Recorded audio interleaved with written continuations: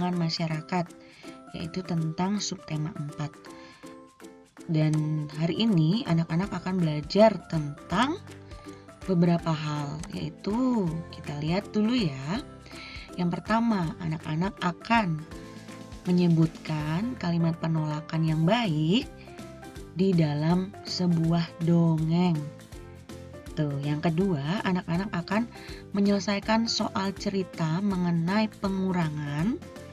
Kemudian anak-anak akan menyebutkan pengamalan atau penerapan sila ketiga, keempat, dan kelima Pancasila yang ada di lingkungan masyarakat. Sekarang, Ibu mau ajak anak-anak untuk mendengarkan cerita dulu. Kita mau baca sama-sama ya, mendengarkan dan membaca bersama-sama. Judulnya Kisah JJ si Jerapah. Kita baca sama-sama. Di padang rumput yang luas, hiduplah sekelompok jerapah. Ada jerapah bernama JJ dan Jojo. JJ bersifat sombong karena merasa tubuhnya paling tinggi. Jojo bersifat baik hati, tubuhnya tidak terlalu tinggi. Pada suatu hari, kakek jerapah meminta tolong pada JJ dan Jojo. Kakek jerapah minta tolong diambilkan daun segar. Namun, JJ menolak. Tidak mau kek, saya sedang repot. Jojo dengan sekuat tenaga mengambil daun segar untuk kakek jerapah. Suatu hari, JJ mendapat kesulitan. JJ jatuh. Kakinya terjepit bebatuan. Teman-teman hewan lain tidak tega melihat JJ kesulitan. Mereka menolong JJ. Akhirnya, JJ sadar bahwa saling menolong antar teman itu penting. Nah, itu tadi cerita tentang si JJ jerapah. Sekarang, Ibu mau ajak anak-anak untuk melihat yang manakah kalimat penolakan. Di hari-hari sebelumnya, hari Senin, hari Selasa, hari Rabu, anak-anak udah belajar tentang kalimat penolakan. Ada kata apa? Tidak benar. Atau kata maaf. Itu ciri khas dari kalimat penolakan. Kalau lambang di akhirnya menggunakan tanda baca titik di akhirnya. Berarti yang mana ya kira-kira yang merupakan kalimat penolakan? Iya benar, ada kata tidak mau. Tuh, tidak mau kek, saya sedang repot. Itu menolak. Menolak ajakan seseorang berarti itu merupakan contoh kalimat penolakan. Sekarang kita move ke part selanjutnya. Nih, Miss Sarah, Ibu mau ajak anak-anak untuk mengenal soal pengurangan, tapi soalnya bentuknya soal cerita. Kalau di hari sebelumnya, anak-anak belajar pengurangan itu dari angka, misalnya 250 dikurang 130 dalam bentuk angka. Nah, hari ini anak-anak mau belajar dalam bentuk soal cerita. Ini contohnya, kita baca sama-sama ya. Udin mempunyai 280 kelereng. Ia membagikan 190 kepada adiknya. Berapakah sisa kelereng Udin sekarang? Ingat, kalau selisih atau membagi atau memberikan sisa itu berarti dikurang. Nih, cara menjawabnya bagaimana? Ingat ya anak-anak, soal cerita ataupun soal bentuknya angka itu kalau pengurangan ada dua cara. Ada menggunakan cara pendek dan cara panjang. Nah, hari ini Ibu mau menjelaskan yang menggunakan cara pendek. Nih, anak-anak sebelumnya tulis dulu ada diketahui, ada ditanya, ada dijawab. Untuk diketahuinya dulu. Diketahui dari soal tadi ya, kelereng Udin ada 280. Terus diketahui, terus diberikan kepada adiknya 190. sekarang yang kedua ditanya. Apa yang ditanya? Sisa kelereng Udin. Nah, ini sekarang dijawab. Kita masukkan dari yang diketahui tadi. 280 dikurang 190 sama dengan 90. Menggunakan cara pendek ya, ke bawah ya. Susun ke bawah. Terus akhirnya ada kesimpulan di situ ditulis, selalu ditulis kalau soal cerita. Jadi sisa kelereng Udin sekarang adalah 90 butir atau 90 buah. Sekarang Ibu mau ajak anak-anak untuk perhatikan contoh lainnya. Di sini ada soal tentang Udin dan Mutiara. Ibu akan bacakan, anak-anak simak dengan baik ya. Udin dan Mutiara membuat prakarya dari biji-bijian. Udin menggunakan biji-bijian hingga 239 butir. Sedangkan Mutiara sebanyak 185 butir. Jumlah biji-bijian yang digunakan Udin dan Mutiara adalah, berapakah selisih bijian-bijian yang digunakan Udin dan Mutiara? Tuh, itu berarti ada dua pertanyaan di sana.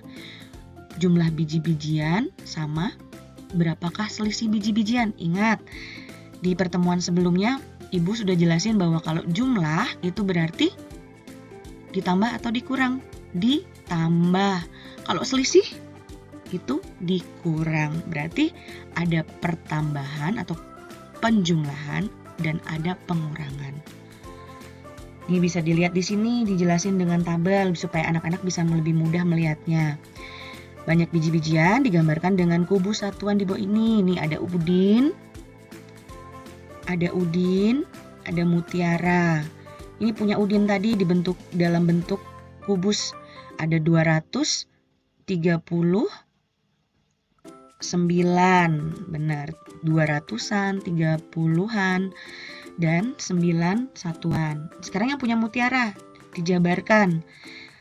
Dibentuk seperti kubus juga, ada 100, 100-an, kemudian 80-an, dan 5 satuan.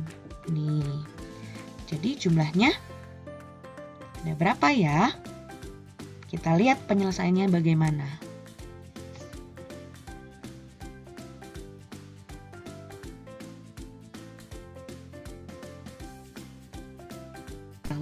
Kemudian ditulis ditanya. Yang ditanya apa dalam pertanyaan soal cerita tadi? Yang satu, jumlah biji-bijian yang digunakan Udin dan Mutiara. Yang kedua, selisih biji-bijian yang digunakan Udin dan Mutiara. Berarti ada dua pertanyaan di situ ya. Kemudian kita akan coba untuk menjawabnya. Nih, jawab dulu yang soal pertama atau pertanyaan pertama. Jumlah biji-bijian yang digunakan Udin dan Mutiara itu berarti ditambah 239 ditambah 185.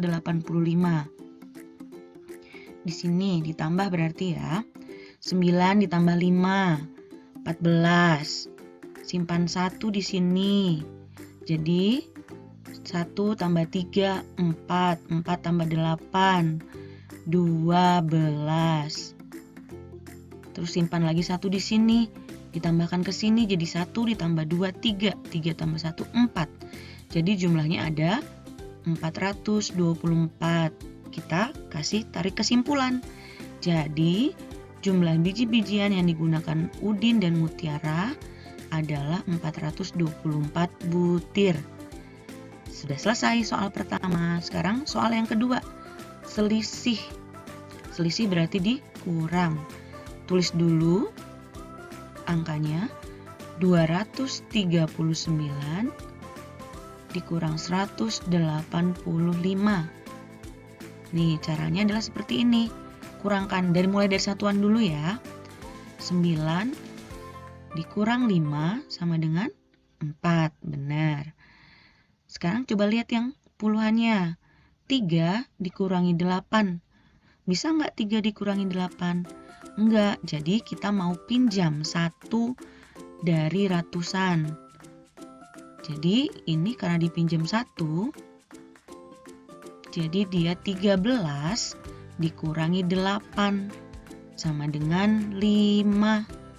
Tadi kita lihat yang ratusan ini, angkanya 2, tapi tadi udah dipinjam 1, jadi sisanya tinggal 1. Jadi 1 dikurangin 1 sama dengan 0. Jadi selisih atau kurang dari angka 239 dikurang 185 sama dengan 54. Kesimpulannya lagi, jadi selisih biji-bijian yang digunakan Udin dan Mutiara adalah 54 butir. Kita lanjut lagi.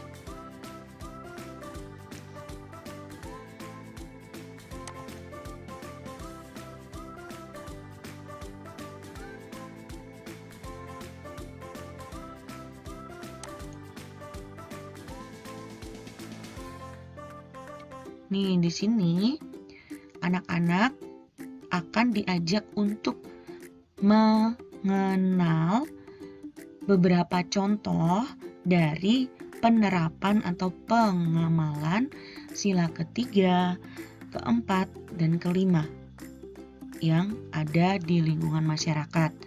Ingat, sila ketiga apa? Pasti anak-anak udah tahu kan? Udah hafal toh? Ibu yakin pasti anak-anak bisa. Sila keempat? Sila kelima? Sudah hafal? Hebat. Sekarang kita lihat contohnya dari sila ketiga, penerapan sila ketiga dalam masyarakat. 1. Bersahabat dengan teman dari berbagai suku. Berarti tidak membeda-bedakan ya, berarti bersahabat dengan semuanya. Yang kedua, bekerja sama menjaga keamanan di lingkungan sekitar. Yang ketiga, bangga menggunakan produk dalam negeri. Jadi, produk yang kita beli tidak harus semuanya luar negeri, tapi boleh mulai dari dalam negeri. Jadi kita harus bangga sama menggunakan produk sendiri. Nih, sekarang yang pengamalan sila keempat dalam masyarakat adalah musyawarah dalam mengadakan kerja bakti. Kemudian pemungutan suara dalam pemilihan ketua RT. Kemudian musyawarah dalam perbaikan pos ronda. Kemudian menghormati pendapat orang lain. Sekarang kita lihat yang sila kelima ya.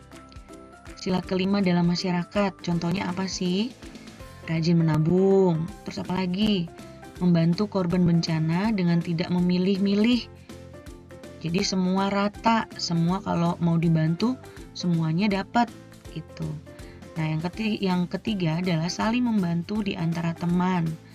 Kalau ada yang butuh bantuan, kita saling membantu. Kemudian yang selanjutnya, hidup hemat. Yang terakhir, gotong royong membersihkan lingkungan. Nah, itu adalah contoh-contoh dari penerapan atau pengamalan sila ketiga, keempat, dan kelima. Sekarang Ibu mau ajak anak-anak move ke bagian lain. Ini adalah latihan. Latihannya ada 3 ya, latihan 1, latihan 2, dan nanti latihan 3. Latihan 1 itu tentang soal cerita. Anak-anak nanti selesaikannya atau menjawabnya menggunakan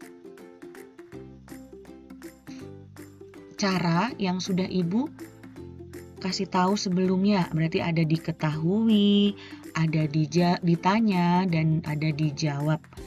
Pakai cara pendek saja ya. Nah, sekarang yang latihan kedua, anak-anak mau memberi tanda centrang pada kolom yang tepat. Nih, apakah sikap-sikap berikut ini sesuai atau tidak dengan sila ketiga Pancasila? Di sini ada kotak nomor, kotak sikap, ini kotak sesuai, dan ini kotak tidak sesuai.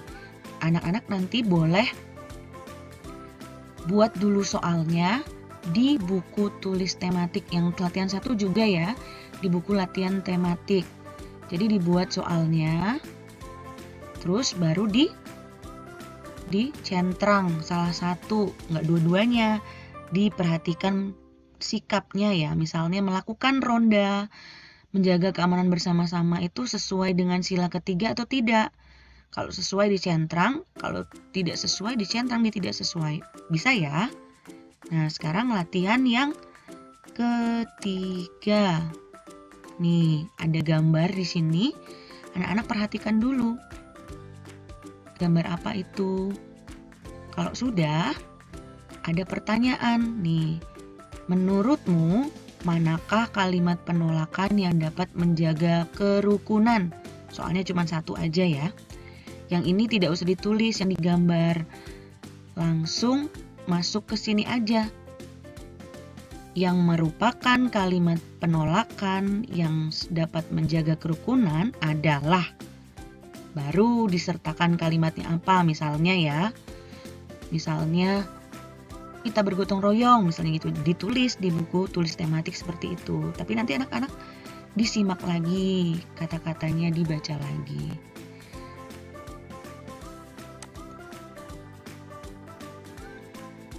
Nah, sudah selesai. Hari ini pembelajaran kita cukup sampai di sini.